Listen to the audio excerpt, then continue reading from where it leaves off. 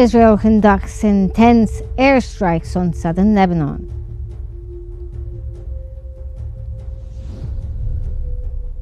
Egypt and France call for the resumption of Gaza ceasefire.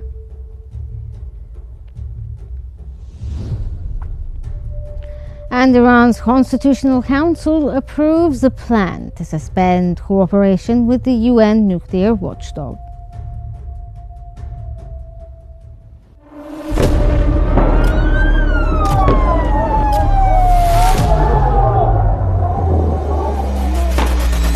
كل المستهدفين هن مدنيين. وضع شيء مرعب، شيء بخوف.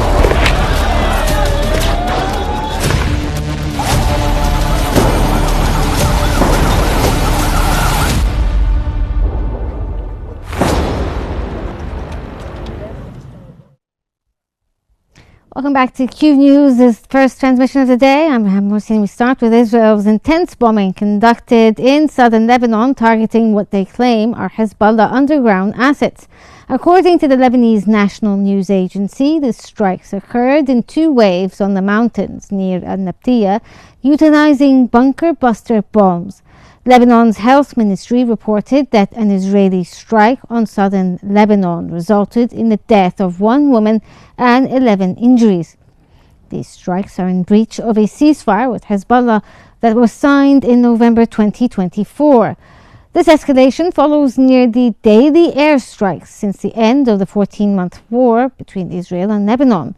The Israeli occupying military reported hitting sites used by Hezbollah for managing its fire and defense infrastructure.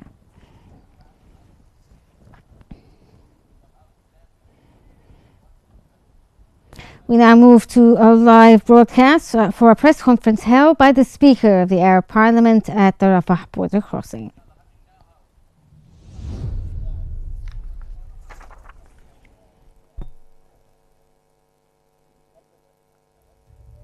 Have you done enough efforts over the past period, either on Arabic basis, or sent a message to the international community and mentioned clearly that the Arabic Parliament has done all the efforts, and we contacted the European Parliament and the head of the European Parliament, and she agreed and supported us, and also the Vice President of the Parliament. Go ahead, talk about it. Of course, the Arabic Parliament made the Palestinian case the main case in all its conferences. It even did way before that. It made a team and went to the justice, and I was in this team with Nasser Barakat and Ihsan, and we met and we gave him the Arabic Parliament doesn't rest without mentioning Palestine and the things that they face. It is not because of the media, but to have the Palestinian people free, and we will work with what we have to defend these people and support all parliaments in all Middle East. The Egyptian government spent all these months in the Palestinian crisis since the beginning of everything, and even now still supports. So I think whatever we say, it won't be enough. But of course, I will mention some important points.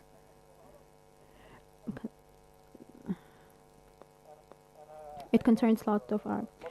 I want to thank you for this important visit. It is very important in two ways. As the Egyptian government, we work on political, and I am responsible for the executive part to get in the injured, but the Arabic Parliament, with their voice that reaches everywhere in the world, I I'm asking them to put more effort to talk to the whole people, to have conferences without the Middle East to show how hard it is on these people. This is what concerns the political part, and this is supporting the political Egyptian order, and we're supporting the Palestinian crisis. We need to find a solution, and it is having the two countries as not as we noticed in the first stage, in the 42 days that we received aid. Hamas and Israel, they under supervision of Qatar and Egypt, we are the crisis, and we have representatives from all country. We are working 24/7 since 7th of October, calculating everything, media, economically, politically. We are calculating everything regarding this case, and I get an agenda every day about what will happen when we open the, as you watched in the first stage of ceasefire.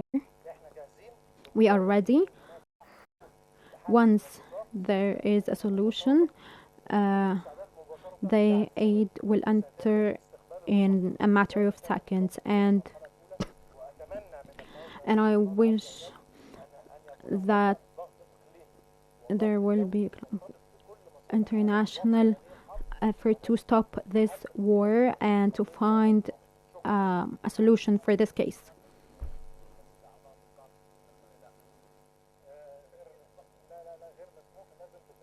It is not allowed. We are a very organized country, and we need.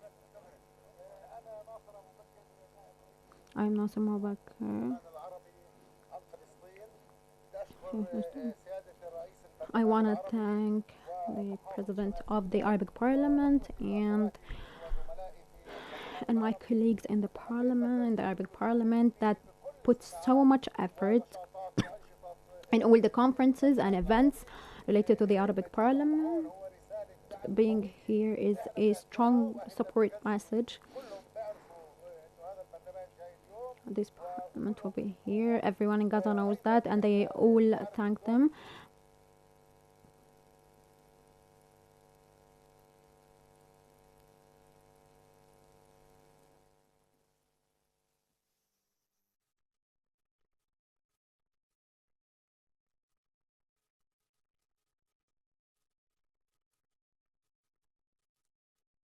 Important role in this is a huge support message. All the Palestinian people are thanking you for this. We all thank you for your constant efforts and support. We thank you, Mr. Governor in Saad al-Sini.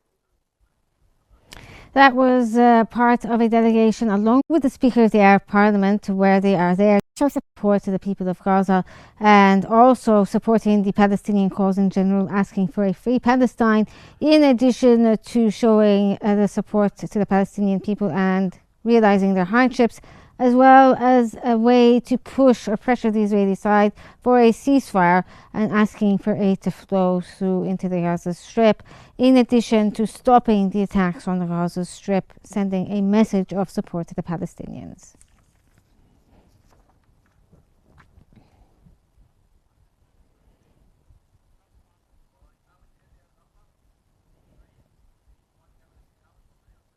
Lebanon's President Joseph Aoun has condemned Israel's escalation in Nabatieh and Iqlim at-Tufah, which he said endangers civilians and violates Lebanese sovereignty and the November ceasefire agreement.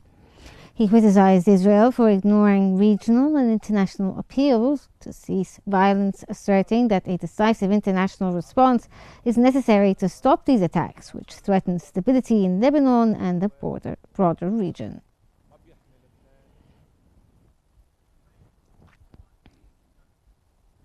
Lebanon's Prime Minister Nawaf Salem has condemned recent Israeli strikes near Nabatieh, labelling them a blatant violation of national sovereignty. He stated that these attacks breach the ceasefire established last November and threatens Lebanon's stability. Saddam emphasized his strong disapproval of the Israeli actions, which undermines the efforts to maintain peace and security in the region.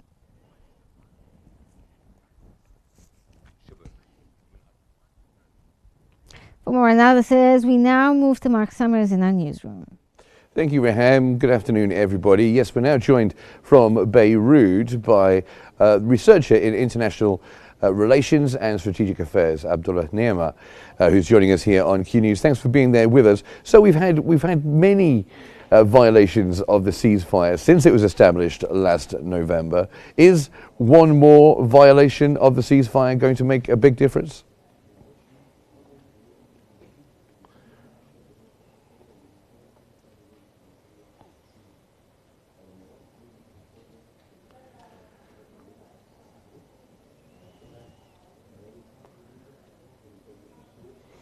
Okay, I believe you didn't hear the question. I was talking about the ceasefire, of course, that was established last November. Since then, there have been many violations by Israel of the ceasefire agreement. Will this violation make much more difference?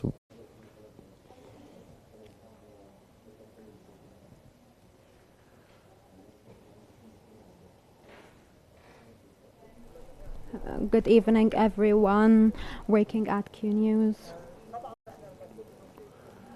Yes, of course, there was this agreement, the ceasefire agreement that Israel didn't stick to, and they took over the places.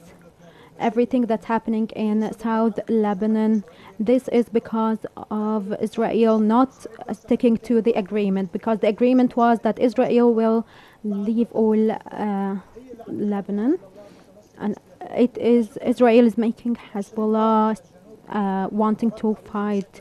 We saw what happened today. One of them was because that was a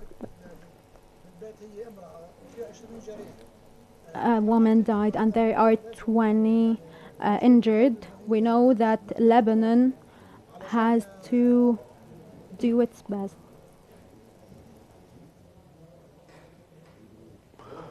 Okay, and when we come to the justification of this attack, Israel's military justification, what do you make of that? What do you make of their justification for targeting Hezbollah's infrastructure?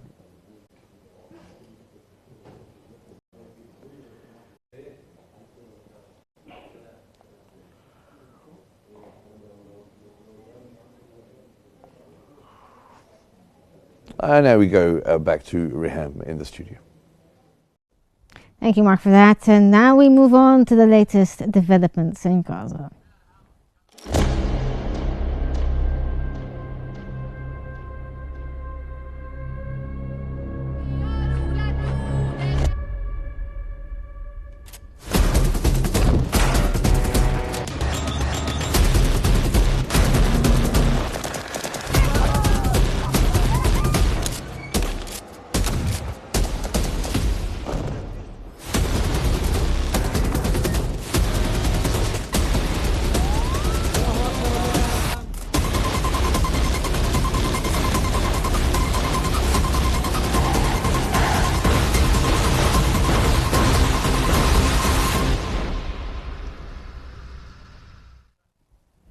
Egypt's Foreign Minister Badr Abdulati and his French counterpart Jean-Noel Barrot have emphasized the importance of resuming the ceasefire in Gaza and facilitating humanitarian aid amid the worsening humanitarian crisis. Their discussion, which took place during a phone call, included regional developments and strengthening bilateral relations. They also addressed the need for international action to stop Israeli aggression and the recognition of a Palestinian state based on a two-state solution.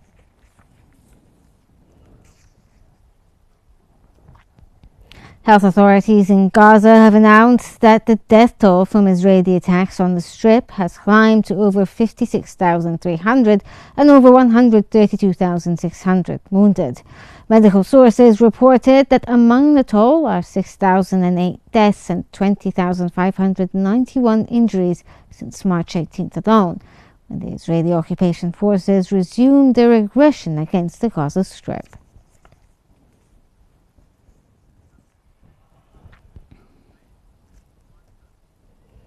United Nations Secretary-General Antonio Guterres has warned that the UN Charter has faced unprecedented challenges as the organization celebrates the 80th anniversary.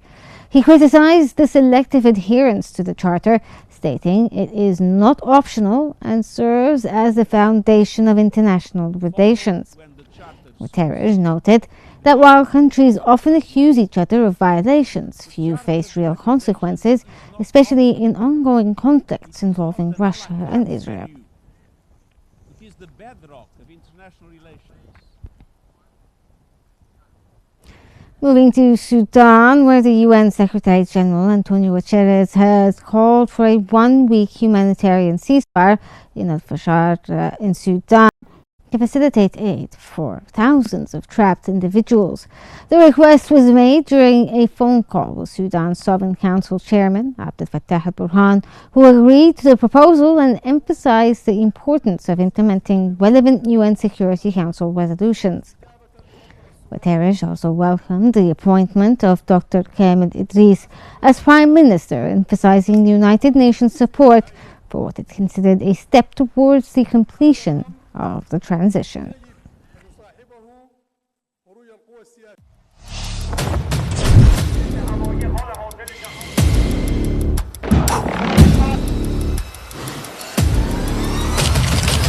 We're trying to make a deal so that there's no destruction and death.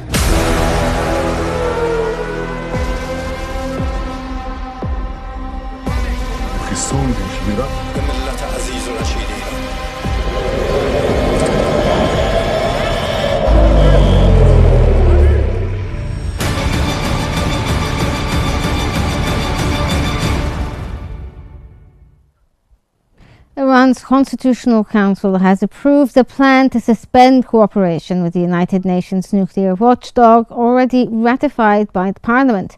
Council spokesperson Hedi Tahan Nazif stated that the plan aligns with Iran's laws and religious regulations.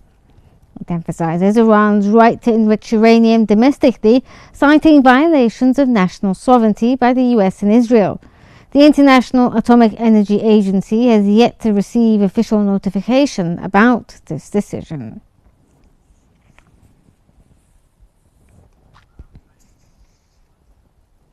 Iranian Foreign Minister Abbas Araghchi has stated that Iran has no plans to engage in talks with the United States.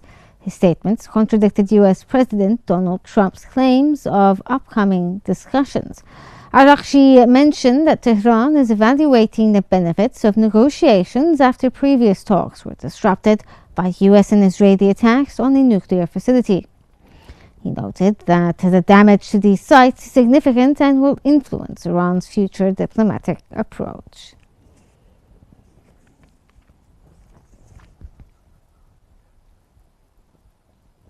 A classified briefing was held for all 100 U.S. senators by CIA Director John Ratcliffe, Defense Secretary Pete Hegseth, Secretary of State Marco Rubio, and General Dan Kane regarding recent military strikes on Iran. Senators expressed concerns over Iran's nuclear capabilities and the constitutional implications of military action, emphasizing the need for diplomatic solutions. That came after U.S. bombers targeted 3 Iranian nuclear facilities with bunker buster bombs.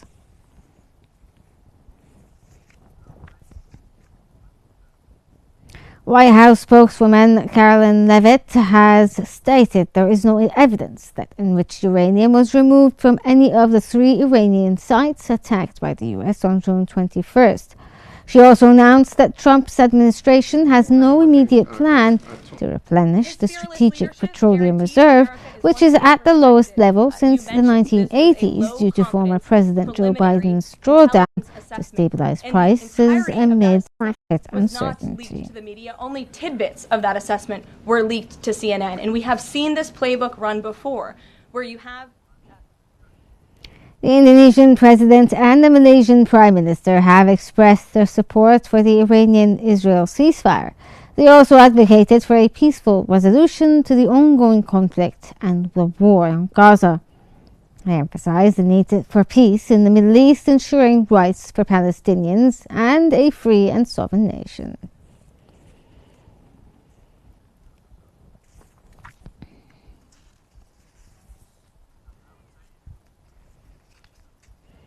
Moving to Ukraine, where Russia has gained control of 2 additional settlements in the eastern Donetsk region, while Ukraine reported successfully halting Russian advances in the Sumy region. Russian Defense Ministry announced the capture of Novosrebka and Shevchenko and conducted strikes on various Ukrainian military targets.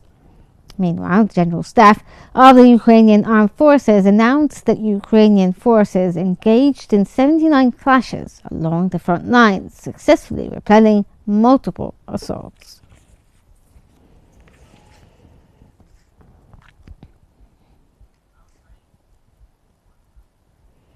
Denmark is conducting one of its largest military exercises in Greenland this month, deploying a frigate, F-16 Special Forces, and additional troops to enhance surveillance around critical infrastructure. The head of Denmark's Arctic Command stated that while the idea of a U.S. takeover of Greenland is not a concern, there is a need for stronger deterrence. That comes as Denmark has committed over $2 billion to bolster Arctic defense.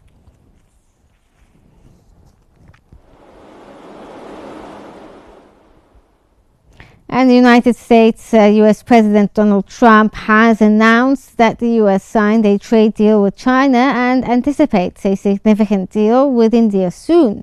During a White House event, he highlighted the importance of these agreements and discussed his administration's efforts to secure borders and curb illegal immigration. Trump also criticized the Federal Reserve's policies, advocating for a rate cut to 1% to reduce inflation and save $300 billion annually. So angry. He was so angry. He said, make America great again. But we'll deliver a record tax cut, a record spending cut, a record investment.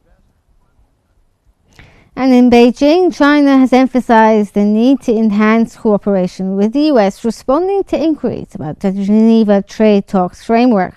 China's Foreign Ministry spokesperson urged the use of all China-U.S. economic consultation mechanisms to improve understanding and collaboration between the nations. Meanwhile, China's Commerce Ministry announced it would approve export applications for controlled items, although it did not address rare earths specifically. Pretty good. Come up with that name, but somebody did. It's a great name. Chinese President Xi Jinping has expressed China's readiness to enhance solidarity and cooperation with Senegal for mutual benefit. That came during a meeting in Beijing while welcoming the Prime Minister of Senegal. Xi emphasized the growth of the China-Africa relations since their summit last September and acknowledged the shared values between the two nations. The Prime Minister of Senegal confirmed the long-standing respectful partnership aiming for further collaboration to benefit both countries.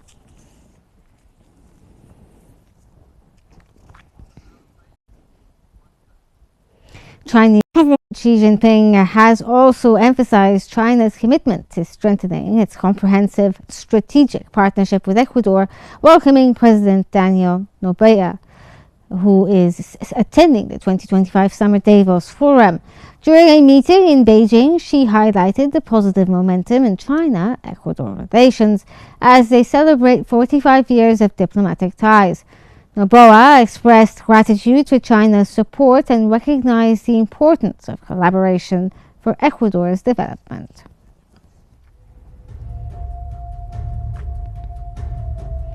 That brings us to the end of our news bulletin. Here's what we've been covering. Israel conducts intense airstrikes on southern Lebanon. Egypt and France call for the resumption of Gaza's ceasefire. And Iran's Constitutional Council approves a plan to suspend cooperation with the UN nuclear watchdog.